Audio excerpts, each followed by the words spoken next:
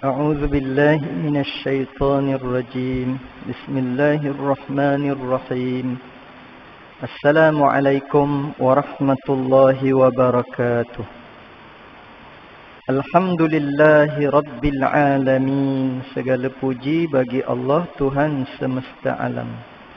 Wabihi nasta'in, dan dengannya kita semua mohon pertolongan ala umuri dunya waddin, dalam urusan dunia dan urusan agama. Wassalatu wassalam ala rasulihil amin. Salawat dan salam ke atas Rasul yang jujur, Rasul yang amanah, Rasul yang berintegriti, yakni Nabi Muhammad sallallahu alaihi wasallam, Sayyidul Anbiya wal Mursalin, penghulu bagi sekalian Nabi dan Rasul. La nabiyya ba'dah, tidak ada lagi Nabi selepas kewafatan baginda. Wassalatu wassalam ala asyrafil anbiya wal mursalin wa ala alihi wa sahbihi ajma'in, dan begitu juga ke atas keluarga baginda dan para sahabatnya sekalian. Amma ba'd, adapun yang demikian itu, ayyuhal mu'minun, wahai sekalian orang yang beriman, ittaqullah, bertakwalah kepada Allah, yakni dengan mengerjakan titah perintahnya dan meninggalkan apa yang ditegahnya. Usikum wa iyaya bitaqwallah, saya berpesan kepada semua dan berpesan kepada diri sendiri, mohon kita sama-sama bertakwa kepada Allah. Faqad fazal muttaqun, bahawa sesungguhnya berjayalah orang yang bertakwa, yakni berjayalah hidupnya di dunia ini, berjayalah hidupnya di akhirat nanti, dan tidak dicampakkan dia ke dalam api neraka. Amin ya rabbal alamin. Pengerusi dan ahli jawatan kuasa masjid, pimpinan masyarakat, tuan-tuan dan puan-puan, ayah-ayah, ibu-ibu, pakcik-pakcik, makcik-makcik, atuk-atuk, opah-opah, abang-abang, kakak-kakak, adik-adik, kawan-kawan, pegawai masjid, tuan imam, tuan bila, tuan siap, muslimin dan muslimat, mudah-mudahan pada malam ini kita semua dirahmati, diberkati dan diampuni oleh Allah Subhanahu wa taala. Amin ya rabbal alamin. Alhamdulillah, segala puji bagi Allah. Terima kasih Allah, syukur kepada Allah Subhanahu wa taala. Masjid ni dia ada tu ada TV Saya baru perasan lah. Saya nampak dekat cermin tu. Handsome juga dalam TV itu nampak macam handsome. Perasan pula Alhamdulillah, kita semua dapat menjalankan ataupun mengerjakan ibadah kita sebagaimana hari-hari biasa. Namun ada juga hari-hari yang kita tergelincir, tergeliat, terpleot. Kadang-kadang solatnya terlambat. Kemudian kadang-kadang tertinggal jemaahnya, berjemaah di masjid tertinggal. Kadang-kadang terbangun lewat. Jadi itulah yang namanya manusia. La yakhlu anil khata'i wan nisyan. Tidak sunyi daripada buat salah, melakukan kesilapan dan lupa.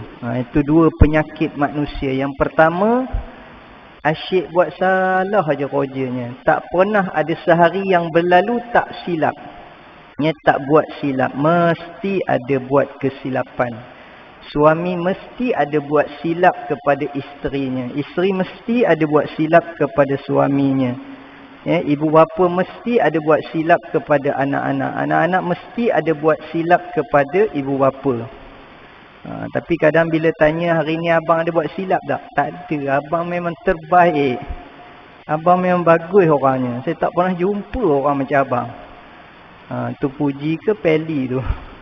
Kena hati-hati juga Jadi sebenarnya kita sendiri kena tahu kita ada buat silap. Tetapi Nabi kata, wa khairul khatta'in at-tawwabun, sebaik-baik mereka yang buat silap ialah mereka yang bertaubat. Apa makna taubat? menyesali perbuatannya, memohon ampun kepada Allah, berazam tak nak buat lagi. Ini 3 syarat yang utama. Yang namanya taubat, menyesal, minta ampun, kemudian berazam tak nak buat lagi. Tapi kalau sengaja buat, itu bukan perangai orang beriman. Dia dah tahu dah benda tu salah.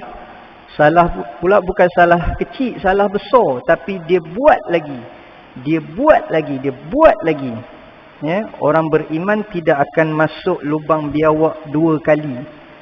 Kan? Kalau dah masuk berkali-kali lubang biawak, tu bukan perangai orang yang beriman. Orang yang beriman ni bila dah tahu benda tu salah, ya, jadi dia sedaya upaya akan berusaha untuk tidak melakukannya lagi. Tapi kalau tergelincir juga, ya, itulah sifat manusia. Baik, alhamdulillah tuan-tuan puan-puan, beberapa berita-berita baik yang kita dengar, antara berita baiknya ialah tiket untuk ke Langkawi dah full book.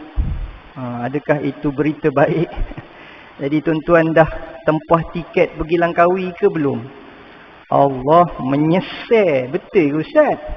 Tak tahulah, saya tengok dekat media sosial, tengok dekat berita, dah penuh dah. Siapa baru nak tempah, berangan ajalah. Ya, sampai bulan 12 nanti. Kita pun tak tahulah nak kata ini satu berita baik ke. Ya, sebab ada banyak pandangan lah. Ada yang mengatakan apa nak kisah, udah cucuk dah. Kan? Dah selesai dah 2 dos. Lepas tu berita yang saya baca tadi, kemungkinan ada lagi 1 dos tambahan. Jadi 3 dos. Ya, ni pun tak tahulah berita baik ke. Dan kemungkinan tiap-tiap tahun kita akan cucuk. Dan yang kata tiap-tiap bulan pun boleh jadi juga. Kan, dah jadi macam ayam daging pula kita ni. Ya, dulu kita ngata orang Mika makan ayam daging apa standard. Teman makan ayam kampung, belagak. Ya, dia makan ayam kampung tak ada kena cucuk katanya. Sekarang ni kita pula dah jadi macam ayam daging. Ya. Asyik kena cucuk je. Jadi saya bercakap pasal cucuk-cucuk ni bukanlah saya anti vaksin pula. Ya, jadi nak ceritanya begitulah keadaan yang kita hadapi pada ketika ini. Namun begitu tuan-tuan, ya, ada berita baik yang lain pula. Kemungkinan bulan 12 ni dah ada grup-grup yang akan berlepas untuk mengerjakan umrah. Kemungkinan lah. Pasal saya tengok banyak syarikat travel pun dah buat tawaran mendaftarkan jemaah. Saya tengok banyak dah yang suruh daftar percuma sahaja. Tapi tarikhnya tak ditetapkan lagi bila. Duit pun tak payah bayar lagi. Cuma daftar dulu. Ya? Nanti pihak syarikat akan bagi tahu bila tarikh yang tepatnya akan berlepas. Jadi tuan-tuan pun bolehlah dah. Ya, kalau yang rasa-rasa teringin, bukan teringin, rindu. Rindu dah lama tak menjejakkan kaki ke Al-Haramain. Ya, 2 tanah suci haram itu, Mekah dan Madinah, bolehlah mendaftar. Saya ni Ustaz, ada orang kata saya ni Ustaz 2 tahun aja saya tak pergi. Kalau tidak tiap-tiap tahun. Kadang bukannya tiap-tiap tahun, setahun 2 kali saya pergi. Pasal dia kata dulu 6 bulan sekali. Saya ni duit banyak, berkepuk duit saya. Kan, pergi Mekah Madinah tu kira macam pergi melancong aja. Ada pula orang yang macam tu, banyak benar pula duitnya. Kan? Jadi ada cadangan kepada orang yang dah pergi banyak kali, bagilah orang lain pula. Ya, cuba cek di kalangan adik-beradik kita tuan-tuan ni, ada tak yang belum pergi? Rupanya adik kita yang nombor 5, dia ni semekin orangnya. Ya, jenuh mengumpul duit, tak cukup-cukup nak pergi ke Mekah. Jadi apa kata kita sponsor dia. Pasal kita dah pergi banyak kali. Jadi kalau kita sponsor, kita pun akan dapat pahala yang sama seperti mana dia mengerjakan umrah. Seperti mana dia mengerjakan haji. Itu pandanganlah beberapa ulama yang mengatakan kalau dah pergi tiap-tiap tahun, Ya, tambah-tambah kalau yang pergi haji furoda, ya, dia dia tak melalui tabung haji tu, dia boleh bayar 100,000, paling murah 40,000. Dia memang orang kaya. Jadi kalau dia dah pergi banyak kali, bagilah pula adik-beradik yang lain yang belum pergi. Nanti dia akan dapat pahala seperti mana orang yang mengerjakan ibadah tersebut. Baiklah, itu sajalah dia punya iklannya. Jadi kita masuk kepada tajuk kuliah kita menggunakan kitab Tarbiyatul Aulad fil Islam, pendidikan anak-anak di dalam Islam, jilid yang pertama, yang ditulis oleh Dr. Abdullah Nasih Ulwan. Jadi seperti yang kita pernah sebut sebelum ni tuan-tuan ya, mungkin yang dengar ni kata kita ni udah bercucu dah. Ya, jadi bila pula nak nak mempraktikkan apa yang kita belajar ni. Pasal tajuknya mendidik anak, kita dah bercucu dah. Kan, harapan nak kahwin lagi tu memang gelap masa depan.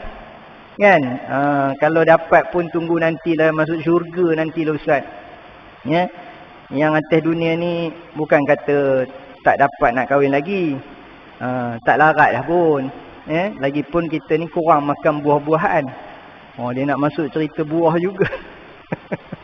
Kalau Amir makan buah tu mungkin juga dia bertenaga. Jadi itu yang saya sepanjang PKP ni alhamdulillah tak berhenti lagi dah jual buah. Pasal permintaan kepada buah-buahan tu okeylah, buah oren lah terutamanya pasal dia vitamin C. Sampai kan ada seorang pesakit COVID di Ipoh tu lah, Tuan Haji tu. Dia baru kena. Dia marah berbenar saya hantar lambat. Saya hantar buah oren dia lambat 3 hari. Dia dah masuk duit dah. Lepas tu saya tak hantar-hantar dah hari yang ketiga. Marah benar dia pasal yalah adalah sebab-sebab yang tertentunya. Dia kata saya dah terputus bekalan oren ni. Saya tak boleh putus ni Ustaz. Nanti putus nyawa saya rang katanya. Kan? Baik, jadi tuan-tuan dirahmati Allah sekalian. Macam mana cerita oren boleh masuk pula tu? Okey, tajuk yang kita dah sampai ni tajuk kecil, mendahulukan kepentingan Islam melebihi kecintaan kepada anak. Berat tajuk ni. Mendahulukan kepentingan Islam melebihi kecintaan kepada anak. Sebelum-sebelum ni kita dah bercerita banyak ya tentang perasaan kita sebagai ibu bapa ni kepada anak-anak. Memang sayang bebenar kita dengan anak tuan-tuan ya. Sayang. Ya, walaupun ada orang yang peringkat awalnya dia rasa macam tak sayang. Lama-lama dia sayang juga. Ya, ada satu kisah tu saya baca, dia macam tak boleh terima bila dapat anak istimewa. Kan? Tapi lama kelamaan dia terima juga. Bila dia tengok anaknya comel pula anak dia. Kan? Masa mula-mula tu anak dia tu yang sindrom Down tu kan. Jadi bila dia tengok anak dia macam kecewa lah. Tapi bila anak dia dah besar, walaupun sindrom Down tapi comel pula rupanya. Lama kelamaan ya, dia sayang jugalah dengan anak dia. Itu fitrah ibu bapa mesti sayang kepada anak. Tak kiralah anak yang lahir tu macam mana keadaannya, dia akan sayang. Tapi Islam mengajar kepada kita tahap mana yang kita kena sayang kepada anak-anak kita. Kan, kita sebagai suami sayang isteri, siapa tak sayang bini dia kata kan.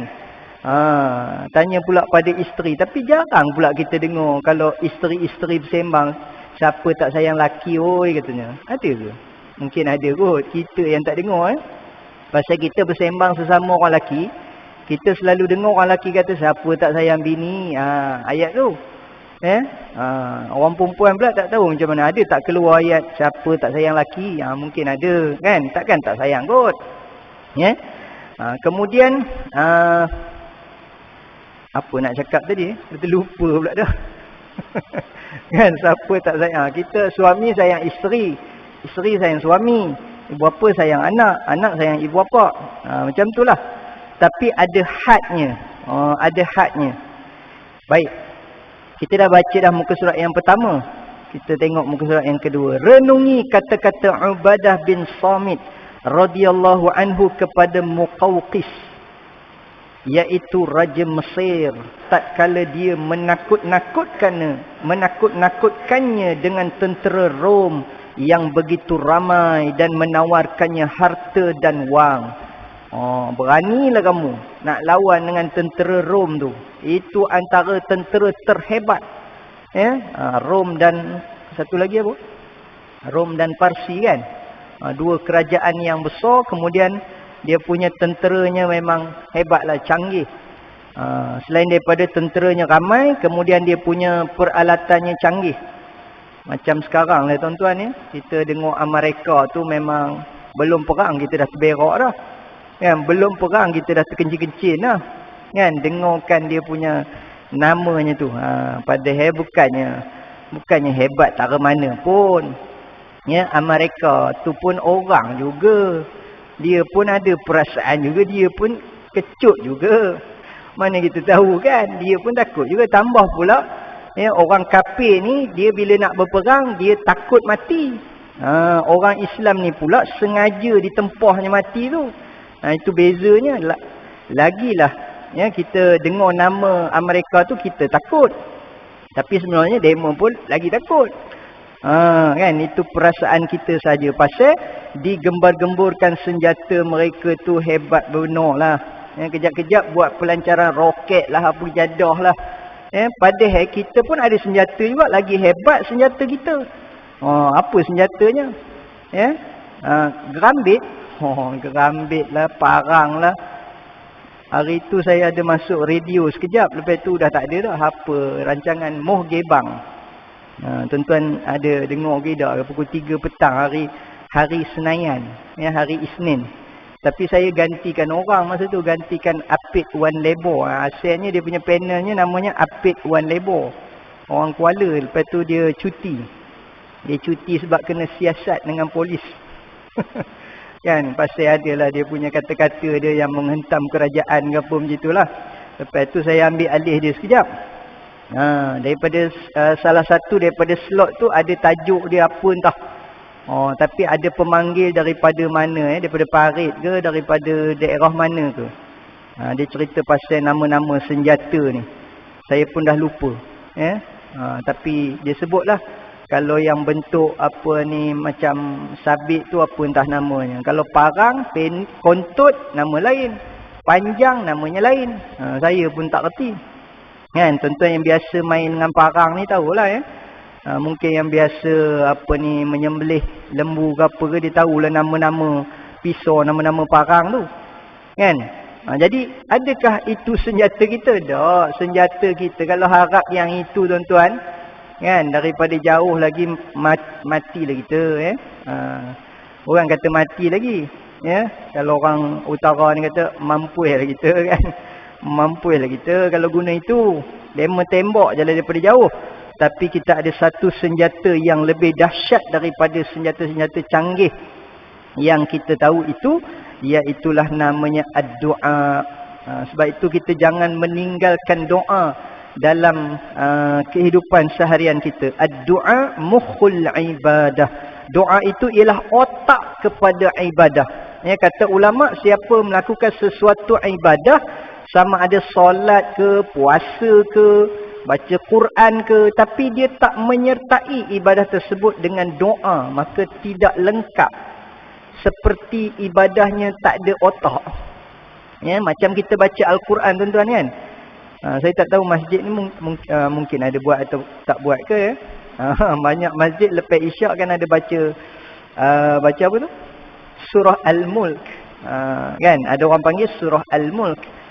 Namanya memang Suratul Mulk. Tapi ada orang bila sebut surah Al-Mulk yang mana katanya. Rasa nak lempang aja. Bila sebut alat Tabarakalazi, surah Tabarak, baru dia tahu kan. Bukan kata surah itu je, surah lain pun serupa juga. Cuba baca surah Al-Ikhlas. Yang mana satu katanya. Dia orang Johor, dia ada banyak ujung. Yang mana satu tak tahu yang mana satu katanya. Kan? Bila kita baca Qul Huwallah, cakaplah Qul Huwallah. Yang teman tahu namanya surah Qul Huwallah. Surah Qul A'udzu Birabbin Nas. Bila suruh baca surah An-Nas tak tahu.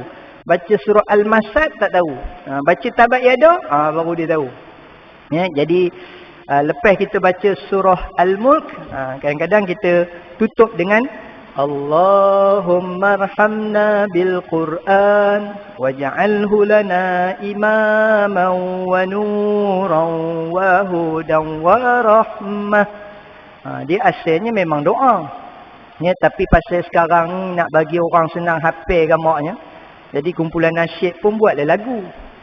Kan, kalau suruh kita baca sesaja terkedip-kedip Allahumma arhamna bil Qur'an waj'alhu lana. Rasa nak lempang aja kan. Jadi dibuatlah dalam bentuk lagu supaya boleh dihafal. Allahumma arhamna bil Qur'an waj'alhu lana imaman wa nuran wa hudan wa rahmah. Sedap pula saya dengar suara saya. Ke sebab speaker ni memang sedap? Ke memang suara saya sedap? Ada orang kata suara ustaz sedap, kalau tak nyanyi lagi sedap katanya.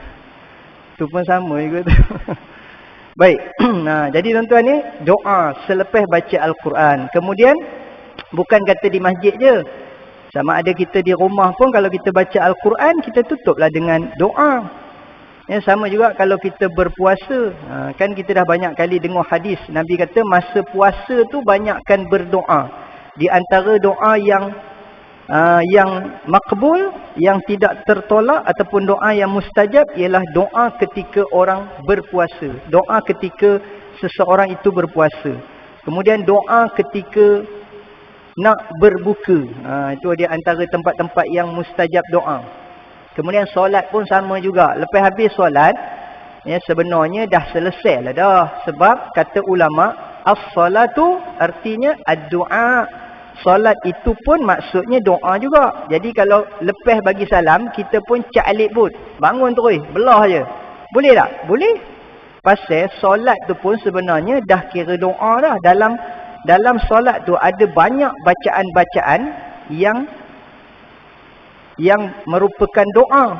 Jadi kalau lepas solat, kita tak wirid, kita tak solat, kita belah je. Okey tak? Okey. Pasal apa tak okey pula? Dekat Mekah buat begitu. Kan?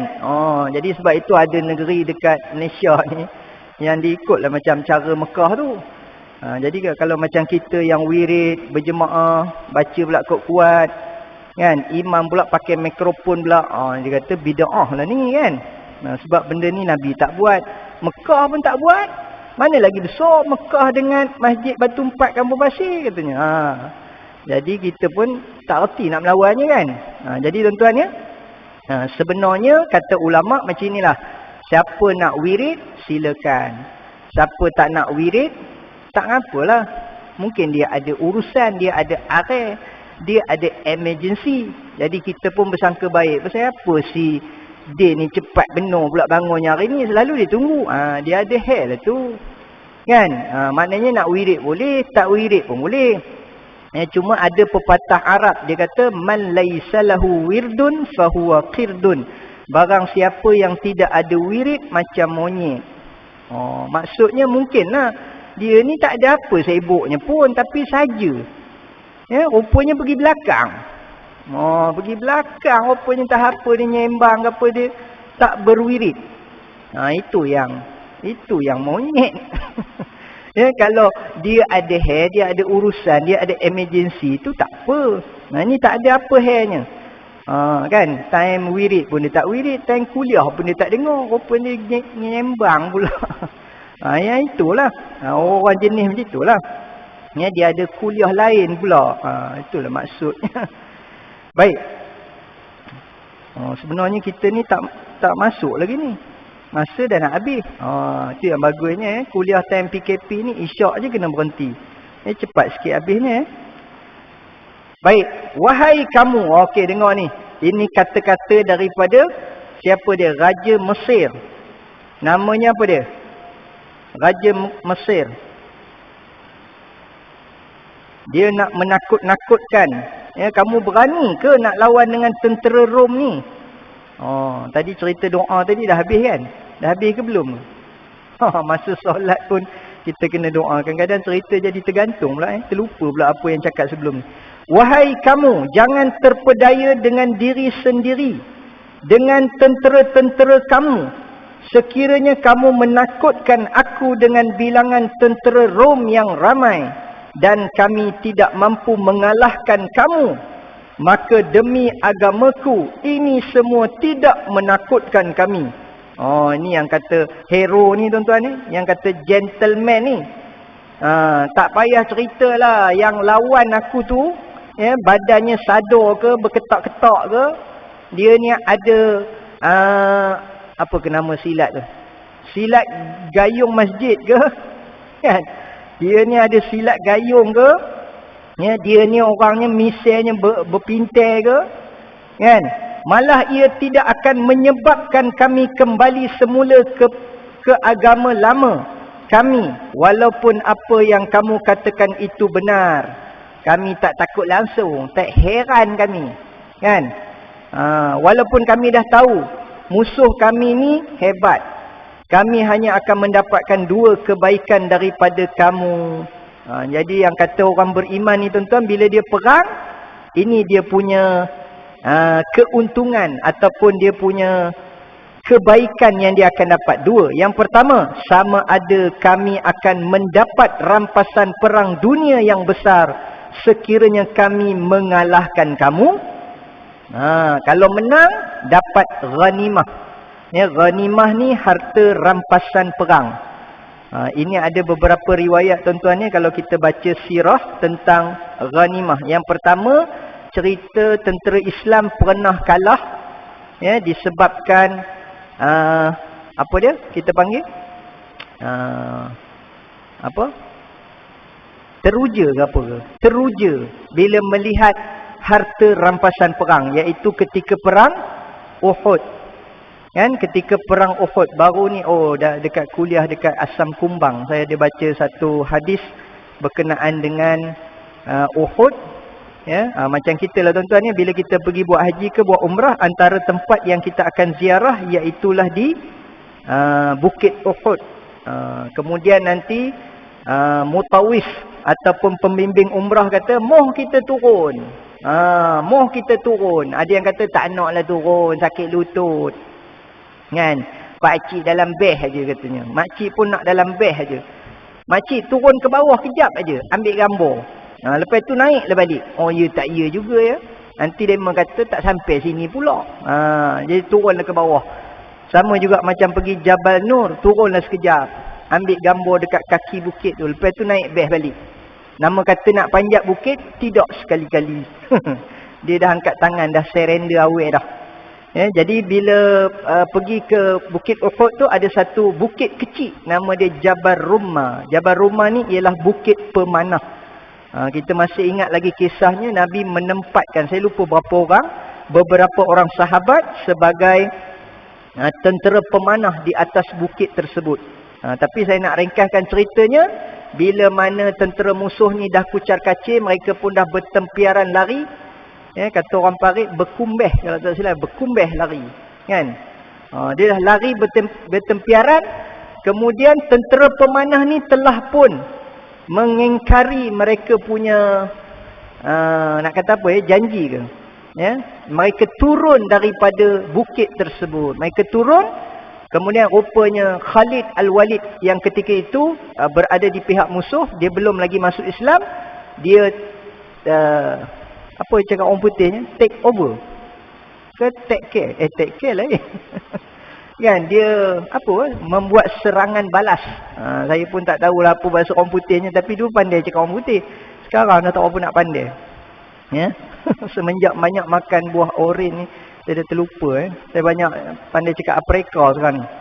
Sebab buah oren ni daripada Afrika. Dia ambil balik, jadi kalah. Jadi kalah. Itu nak ceritanya.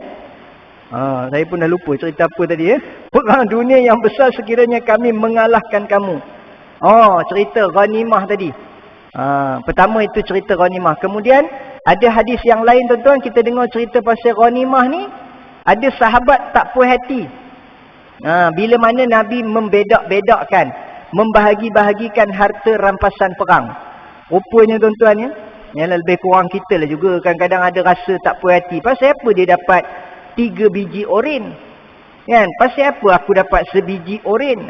Kadang-kadang tuan-tuan ni ada masjid yang saya pergi, ada orang sedekah tau. Kan? Sampai-sampai tu dia kata, Ustaz, ni 300 saya beli oren Ustaz, 2 kotak, nanti Ustaz sedekah. Ni cerita pengalaman ada satu masjid tu lah saya pergi. Ya. Lepas tu, nak sedekah ya. Saya bukan nak buah oren ni. Saya nak sedekah untuk jemaah. Nanti Ustaz sedekah je. Saya pun bagi. Mula-mula kita punya congak-congak tu dalam seorang 4 biji kot. Bagi ya, 4 tengok-tengok macam tak cukup. Kita pun kurangkan sikit. 3 biji.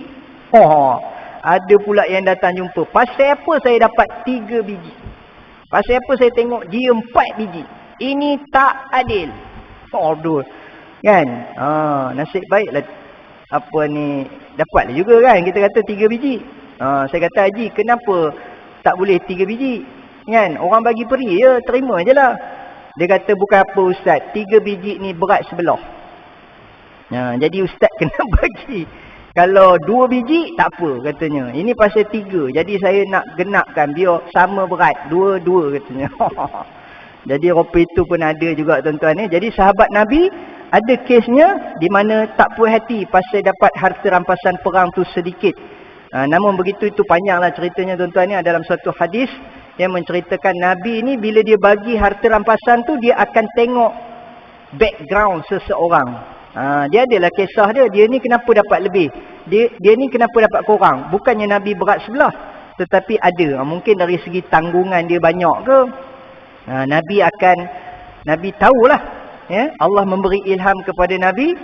Kenapa orang ni Nabi cakap macam ni? Kenapa orang ni Nabi cakap macam ni? Kan ada kisah sahabat yang datang jumpa Nabi. Dia kata, apakah amalan yang afdal? Nabi kata, solat pada awal waktu. Datang sahabat yang lain, Nabi kata, berbakti pada ibu bapa. Datang pula sahabat yang lain, Nabi kata berjihad pada jalan Allah. Jawapan yang berbeza tapi soalan sama. Apakah amalan yang afdal? Solat pada awal waktu. Apakah amalan yang afdal? Berjihad pada jalan Allah. Apakah amalan yang afdal? Berbakti kepada kedua ibu bapa. Rupanya bila disiasat, kenapa Nabi jawab tak sama sedangkan soalannya sama? Kerana Nabi akan melihat kepada background orang yang bertanya. Rupanya yang bertanya ni, dia jenis dengan mak ayah dia, buat lebih kurangnya. Dia jenis cakap lebih kurang, kemudian tidak berbakti sangat. Jenis apa kita panggil? Bukan ringan tulang, berat tulang. Pemalas nak tolong mak ayah pun susah. Tapi kalau sebut pasal ceramah, dia duduk depan. Kan? Siap masa ceramah tu takbir. Takbir. Maknanya dia kalau dalam bab ceramah ni kira nombor 1 lah. Tapi dengan mak ayah dia ada masalah. Jadi Nabi kata amalan yang afdal ialah berbakti kepada ibu bapa. Macam itulah. Nabi kenal lah dia, kita yang tak kenal. Kan? Datang pula yang lain, Nabi kata berjihad pada jalan Allah, berperang pada jalan Allah. Dia ni dalam bab mak ayah nombor 1. Kemudian dalam bab solat dia awal datang. Tapi kalau bila ajak pergi perang, dia nyorok.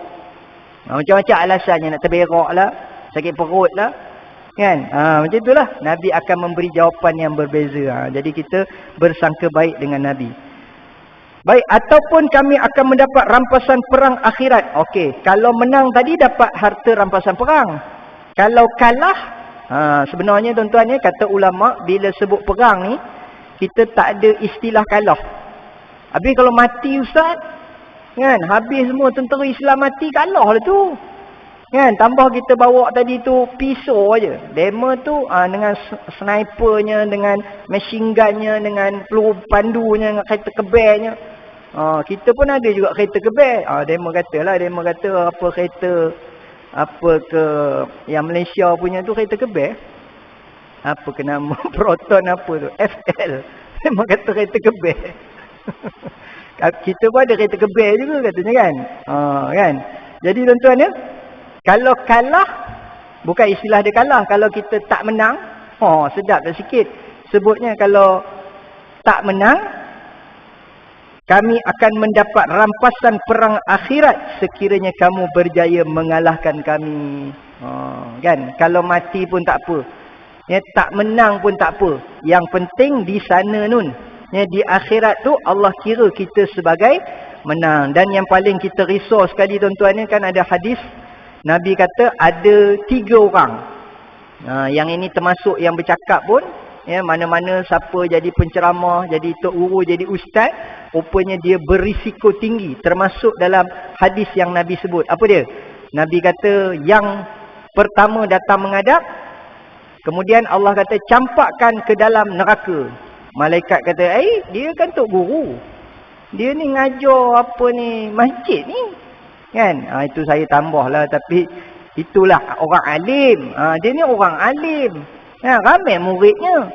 Dia mengajar kuliah apa semua, ceramah semua. Kenapa masuk dalam neraka?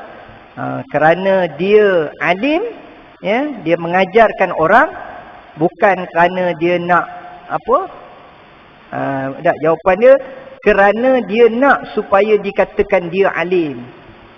Dan jauh di sudut hatinya sebenarnya bila dia alim, orang lain bodoh. Macam itulah.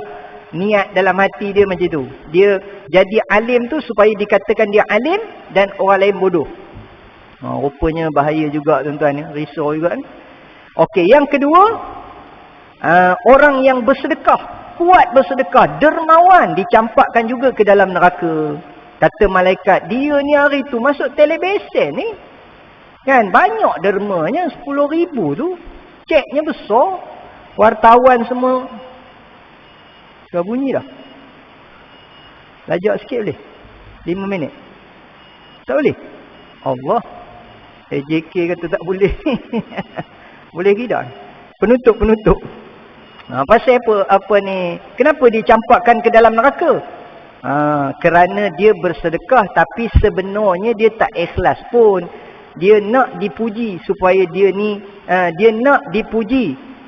Dia adalah dermawan. Dia ni orang yang kuat sedekah. Dia tak ikhlas sebenarnya.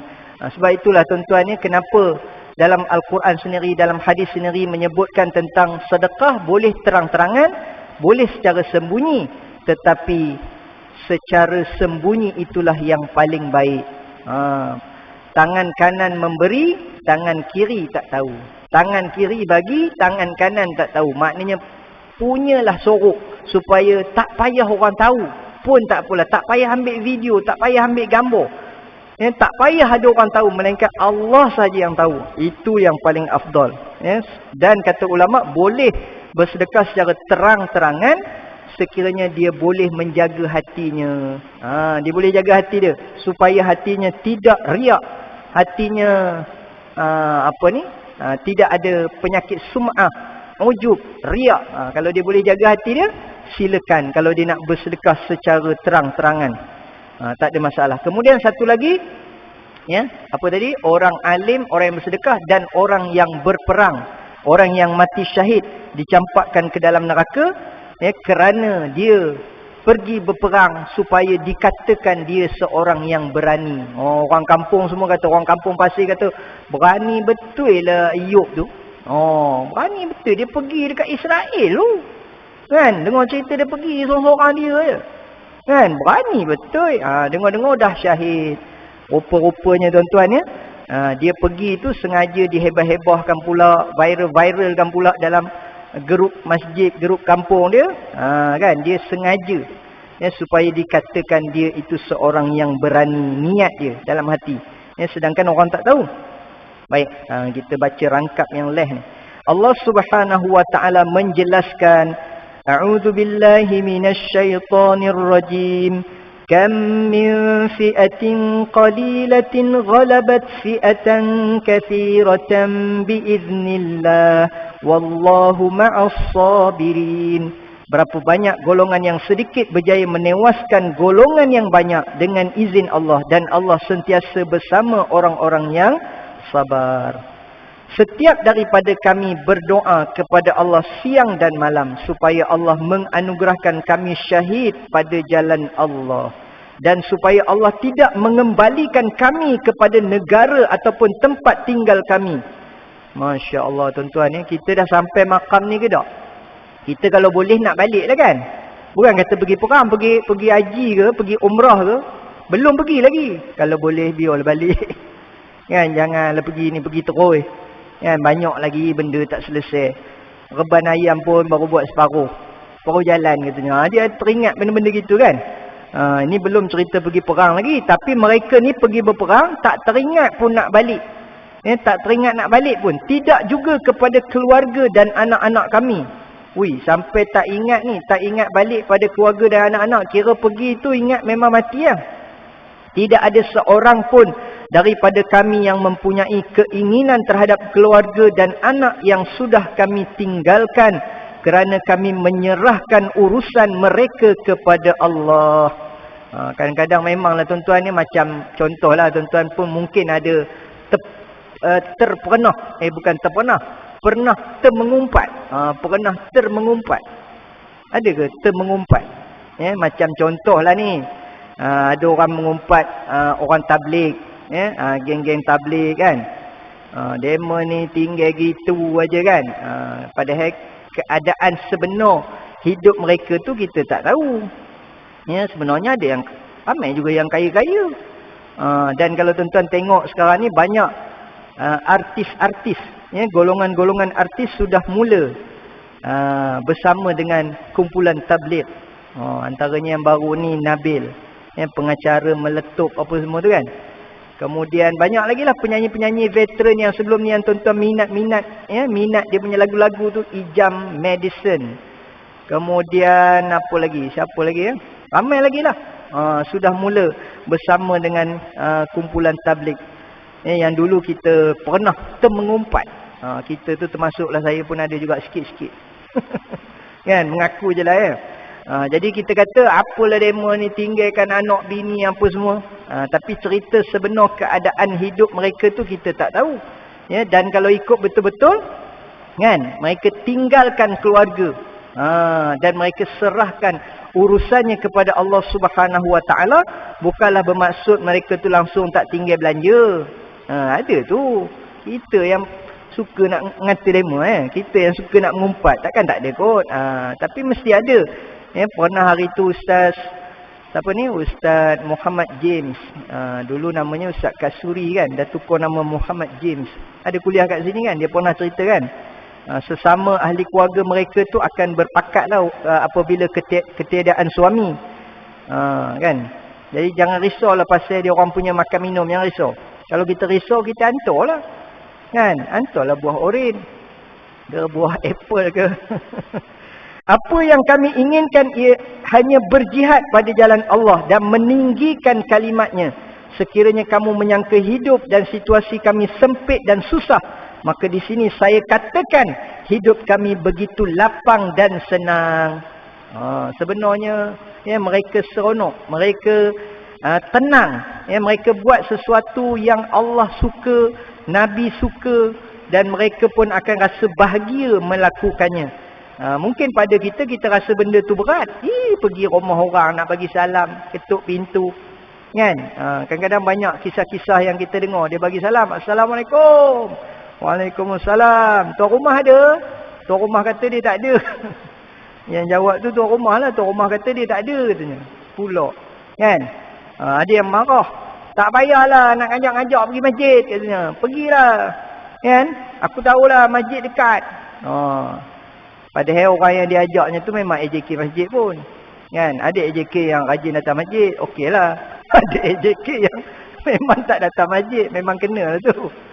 Kan? Memang kena tu dia ajak pergi masjid. Pasal dia AJK masjid, dia pun tak datang masjid. Memang elok tu orang tabligh tu ajak betul tu. Andainya dunia ini milik kami, sekalipun kami tidak mahukan untuk diri kami lebih daripada apa yang kami ada sekarang. Habis dah. Kata-kata ni tuan-tuan ni menunjukkan bahawasanya kan, kalau kita lah belum sampai lagi makam ini rasanya. Kalau kita tu saya lah tuan-tuan mungkin dah sampai dah kot. Ni kalau kata buka aja pergi umrah ni, saya rasa semua jemaah masjid ni semua akan pergi ni. Kan? Mungkin ada di kalangan kita yang teragak-ragak. Nak pergi tak pergi, nak pergi tak pergi. Pasal apa? pasal kita kata pergi ni memang kita nak pergi berjihad. Nak buat ibadat. Mati pun matilah. Tak ingat dah. Kampung halaman, tak ingat dah keluarga. Pasal niat asal kita tu memang untuk beribadah kepada Allah Subhanahu Wa Taala. Sudah hujan ni. Masya Allah. Hujan kan? Ingat bunyi aircon kuat tadi, rupanya hujan. Jadi bila hujan nampak ramai pula bangun. Nak ambil uduk lah kot. Dah habis kan? Dah habis. Jadi cerita yang terakhir sekali tuan-tuan, kisah Khalid Al-Walid tadi. Kan dia kata dia nak mati dalam medan perang. Kan kita ingat kisah dia. Khalid Al-Walid dia kata dia kata aku nak mati dalam perang. Kan? Pasal setiap peperangan dia akan join. Nama kata perang aja dia mesti join. Dan dalam riwayat mengatakan setiap inci tubuhnya ada parut. Tak ada tempat yang tak ada parut. Tak tahulah macam mana nak menggambarkan rupa muka dia pun gambarnya berparut-parut lah. Macam saya ni ada juga parut, tapi ini bukan pasal perang. Ini parut pasal jatuh. Kan? Ini tak masuk buku punya ni. Jadi Khalid Al-Walid setiap inci daripada tubuhnya berparut kesan daripada perang. Tetapi dia tidak mati di medan perang. Di mana matinya? Dia mati di atas katil. Dia mati ketika tidur. Ada orang macam tu pula. Yang kita pula terbalik. Kan? Kita kalau boleh nak mati masa tidur. Kan?